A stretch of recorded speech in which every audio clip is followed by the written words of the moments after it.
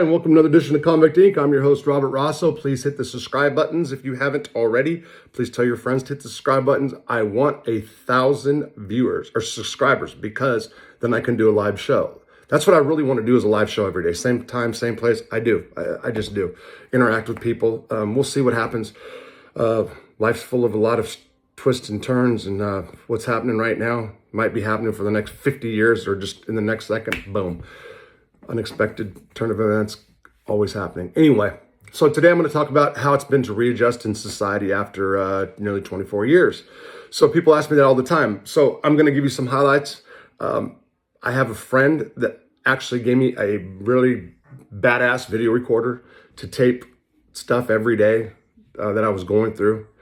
I did not. So technology to me, it's all new. So let me get there. So I went to prison in 1998 during when the technology boom was just starting, I guess. Of course, we had Windows in 1995. I didn't even know what that meant. I was in Chino in 1996, and one of the guys I worked with was a computer guy. He used to talk to the staff about, Windows and this and that. I'd never been on the internet at all.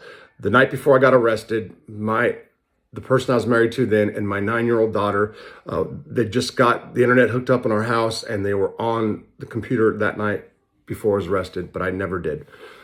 So never been on the internet prior to April the 13th, 2021, just 8 months ago. So my last video, I just talked about the circumstances surrounding my release, how I got myself out of federal prison, and whatnot. So I was picked up by a guy named Steve Cooper. You guys have all seen the video when I get out of prison. And the first thing I did was I went to, we got a pizza. That was the first thing I ate. It was a thin, homemade pizza joint, thin slice. It was awesome. That was really good. So after that, Steve said, "What do you want to do?" I had a hotel room booked. My friend hooked me up with the hotel. And so we were going to go to the hotel, but it was still early. And I said, "Let's just drive around." And we drove around. And I remember we drove through a park, and I was seeing kids and people play, just walking. It was just, it was so amazing. It was like, holy shit. It really was. It was amazing just seeing those kids play in the park. And then from there, I wanted to go to Walmart Supercenter. Now, a lot of you people know that some of the guys have been in, especially guys that have been in 20 and more, do the Walmart Supercenter thing. And what I mean by that is I've known guys that have a lot of trouble going to Walmart that had done, a lot of years in prison. And I realized one of the things that it is the lights, the LED lights, or whatever they're called. The lights have changed in society in general. They weren't this bright before. So now I know. But anyway, so I went to Walmart. Steve walked with me up and down the aisles, just looking at stuff, and it was just so many products. It was just so mind-blowing. You got a commissary with like 8 candy bars and 2-3 kinds of soups and different chips. I mean, yeah, I've been in prison with good commissaries, but I'm just saying in general, wouldn't you have a room compared to a whole store? And what really stuck out to me was the cereal aisles. The cereal aisles, there's just way too much cereal. It's like unnecessary. Really, there's just too much. So I was unable to purchase anything. Now I better back up. When I got released, the Bureau of Prisons gave me a debit card that had any money that I had in my account on it. $200 something, I believe. I forgot the amount now. But I had never used a debit card. Now, I do recall when I was young, working in a grocery store, McCown's Market in San Pedro, and then Mars Auto Supply.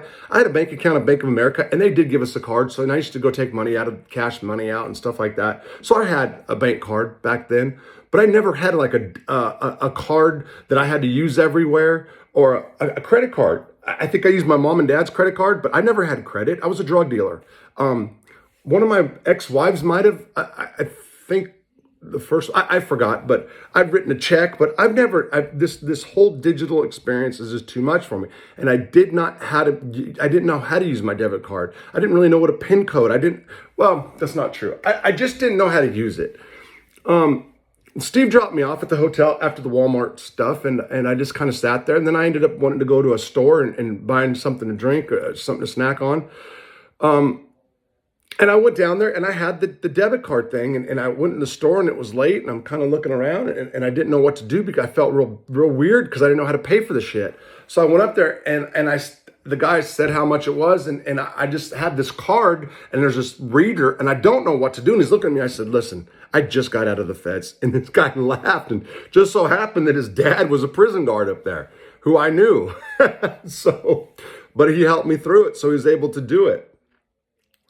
The following day, my dude picked me up, Brent, and the first stop we made, if I remember correctly, was Starbucks. Did we go out to eat first? I forgot now.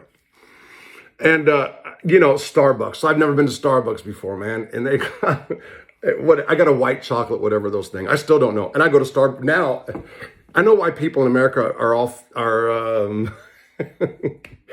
almost overweight and broke. It's because of Starbucks.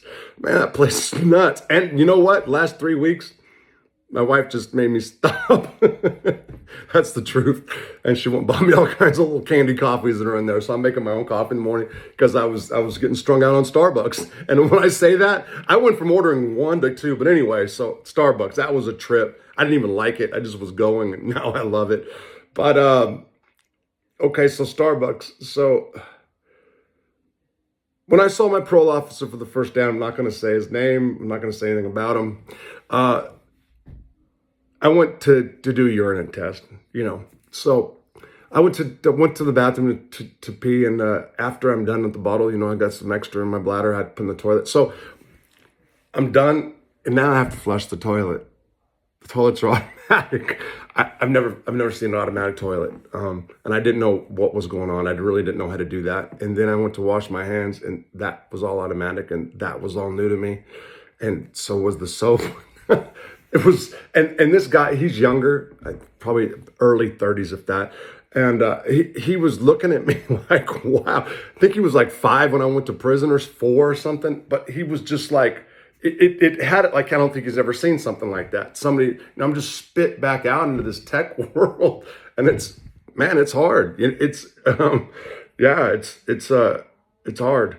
So from there, we went to my dude's house and stayed a couple days, and I came back home. So I got my driver's license, and that all worked out really, really well for me. And I'm not even going to go into it, but it worked out really well for me.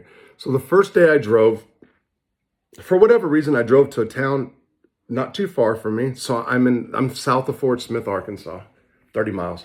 So I go to a town of Greenwood, Arkansas, which I used to live in once upon a time, which has grown, but what did it grow to from 3,000 or 4,000 to 10,000? I think that's what it is over there now, maybe 13. And I was driving around Greenwood, and there's really only a couple streets, and I got lost, and I got disoriented, and I had a major panic attack. And for a minute, like, I didn't even know, I couldn't even process that I was in the town of Greenwood. I didn't really know where I was. And I was parked in a place that doesn't look much different than it did before. And I had to get my bearings. And that was the first time I drove alone in a car. The next thing that happened to me, or experience that's messed me up, is I went to a Dollar General store. And again, I'm on my own now. There is a Dollar General in every small town. I think there's, from Fort Smith to here, there's either 4 or 5 Dollar Generals. And these towns, some of them, this town's 500 people, I think, maybe 6. Some Midlands, like 300 people, it's got a Dollar General. There's got to be some scam going on at Dollar General in my mind. There's way too many Dollar Generals. And you know what? We go there almost every day. So there's a Dollar General in Hartford, Arkansas, in this town. And we use it, and I hope it stays, but there's something going on at Walmart I can't get my brain wrapped around it. I don't know why they all exist. They can't be making money like this. There's something going on with Dollar General. There just is. It's a write-off. It's something, people. I promise you. One day I'm going to really maybe do some investigative reporting and try to get behind that, because it just tweaks me out that Walmart's like this. I mean, that Dollar General has so many. So, my mom asked me to buy some half and half milk. And I walked in to Dollar General, and all of a sudden it dawned on me that I really didn't even know what, she didn't say half and half milk. She said half and half. I didn't know what half and half was. Like, it was just this instant, I'm walking in the store to go get something, and then it dawned on me that I don't even know why I'm there or what it is. And there was a lady that saw me and asked me if I was all right. And that was like the worst thing she could have done, because I feel weird walking into places. I was then, especially. Every time I walked into a store, There was some anxiety going on, and I always felt like everybody was looking at me. I always felt like when I went to the counter to do the debit experience, and I had a lot of problems with debit cards for more than 3 months. I'm pretty good now, fortunately for my wife, but I am. And yeah, so I started walking into stores, and when I go to the counter, I would just say, "Hey, I just got out of federal prison of 24 years. This works," and I would really recommend this. I would recommend people not running from it unless you've got a really bad case that you want to talk about. Because surprisingly, everybody's like in awe, and people are really warm and friendly once you do that. And I do that to say, "Hey, listen, if I look weird and strange right now, it's because I just got out." I got a sister, I'm not going to put her name. She can't stand it. She can't stand it because every time I do it, I got to talk about you're in prison. It works for me. It's just like letting my hair down if I had hair. It's way better just to get it out of there. So that lady asked me what was wrong, and she doesn't know what she did to me mentally. I ran out of the store. I just ran. I just looked at her like the sky was falling, and I ran out of the store because I knew I was like some kind of weirdo.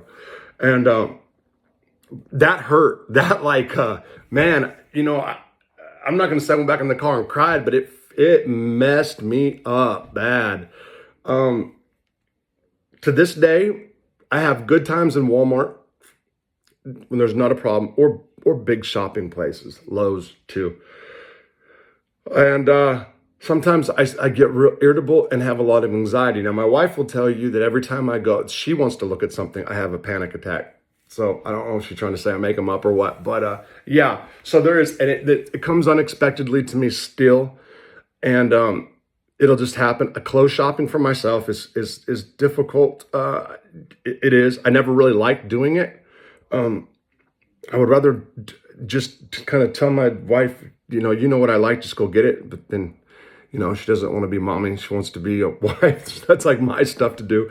Anyway, yeah, I get overwhelmed by stuff like that still to this day.